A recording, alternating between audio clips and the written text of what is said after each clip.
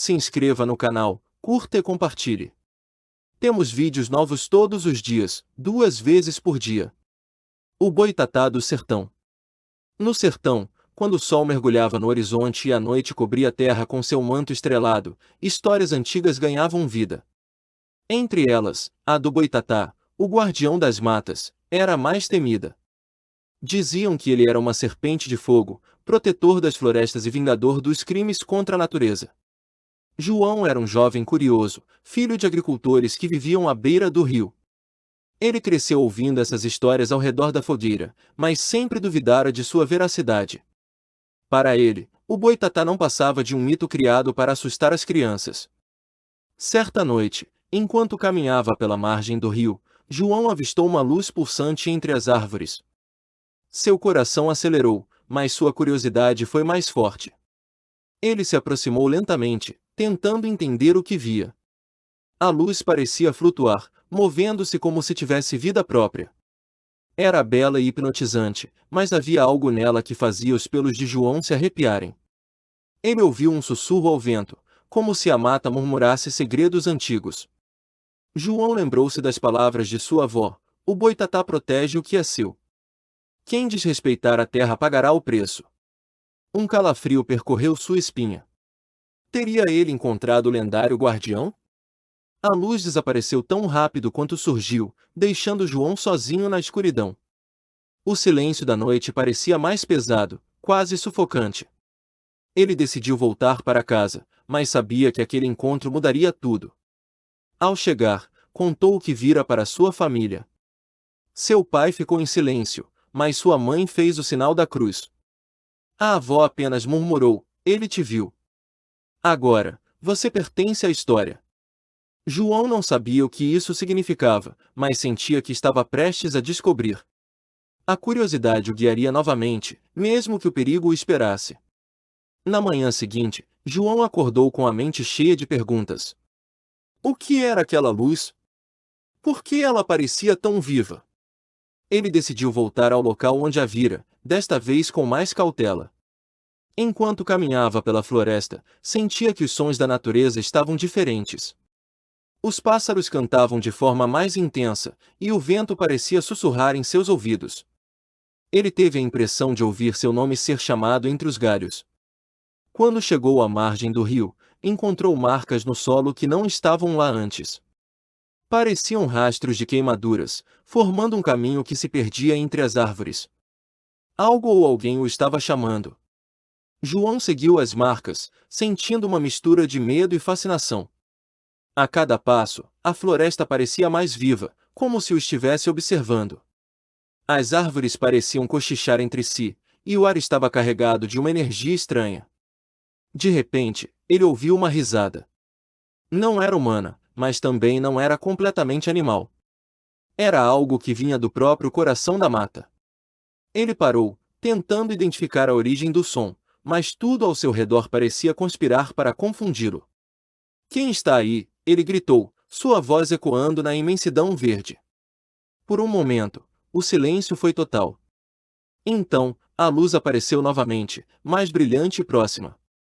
Dessa vez, João não correu. Ele sabia que não adiantaria.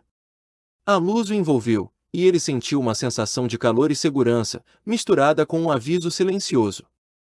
Ele ouviu as palavras em sua mente: respeite a terra, e ela te protegerá. Destrua-a, e eu estarei aqui. Antes que pudesse responder, a luz desapareceu novamente, deixando-o com mais perguntas do que respostas.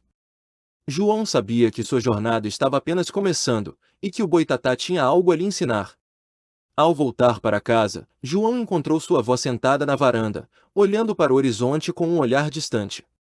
Ele sabia que ela era a única pessoa que poderia ajudá-lo a entender o que estava acontecendo.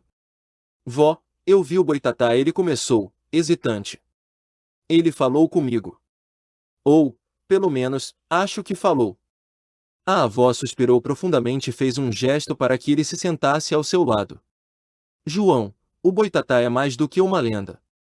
Ele é o espírito da terra, a voz das matas. E você, meu neto, foi escolhido para ouvi-lo. Ele franziu a testa, confuso. Escolhido? Para quê? Para proteger o que é sagrado, ela respondeu. Nosso povo vive em harmonia com a terra há gerações, mas muitos têm esquecido esse equilíbrio. O boitatá aparece para lembrar que a natureza não é algo que podemos controlar ou destruir sem consequências. João sentiu o peso da responsabilidade cair sobre seus ombros. Ele nunca se considerará especial, mas agora parecia que a própria terra o chamava para uma missão. Ele queria entender mais, mas sabia que as respostas não seriam fáceis de encontrar. O que devo fazer? Ele perguntou. Escute, disse a avó. Escute a mata, os rios, o vento. Eles te guiarão. Mas lembre-se, João, o boitatá não perdoa aqueles que traem sua confiança. João sabia que sua jornada não seria fácil, mas estava decidido a fazer o que era certo. Ele começaria sua missão ouvindo os sinais da natureza, exatamente como sua avó dissera. João passou os dias seguintes imerso na floresta, tentando entender os sinais que a natureza lhe enviava. Ele observava os animais, ouvia os sons do vento e sentia a vibração do solo. Começou a notar detalhes que antes lhe passavam despercebidos, as folhas que murmuravam ao vento, os passos silenciosos de um tatu na noite, o canto distante de um pássaro anunciando perigo. Tudo parecia em equilíbrio, até que um dia, enquanto caminhava pela margem do rio, João ouviu algo diferente. O som de motores ecoava ao longe, rompendo o silêncio sagrado da mata. Ele correu em direção ao som, sentindo um nó no estômago. Chegando ao local, viu algo que o encheu de indignação. Homens com máquinas estavam derrubando árvores centenárias, abrindo caminho na floresta como se ela fosse descartável. João gritou, tentando chamar a atenção deles, mas foi ignorado. Parem! Vocês não sabem o que estão fazendo, ele implorou, mas os trabalhadores riram, achando que era apenas um jovem desorientado. Um deles disse, saia daqui, garoto. Não queremos problemas. João sentiu sua raiva crescer, mas também percebeu um calor familiar ao seu redor. Antes que pudesse reagir, a luz do boitatá apareceu novamente, mais brilhante e intensa do que nunca. Os trabalhadores pararam, aterrorizados. A luz começou a se mover rapidamente, circulando as máquinas como uma serpente de fogo. O calor era insuportável, e os homens largaram tudo, fugindo desesperados. João ficou ali, encarando a luz. Ele ouviu novamente a voz em sua mente, a terra se defende, mas precisa de seus guardiões. Você tem a força e a coragem. Não permita que eles voltem. Com o desaparecimento do boitatá, João sabia que precisava agir. Ele buscaria aliados e usaria tudo o que tinha aprendido para proteger a floresta. Após o encontro com o boitatá, João não perdeu tempo. Ele foi à vila e reuniu as pessoas para contar o que havia acontecido. Muitos estavam céticos, mas outros, principalmente os mais velhos, acreditaram em suas palavras. Essa terra é nossa, João disse. Não podemos permitir que destruam o que nos sustenta. Precisamos nos unir. Com o apoio da comunidade, João começou a organizar patrulhas para vigiar a floresta e impedir que as máquinas retornassem.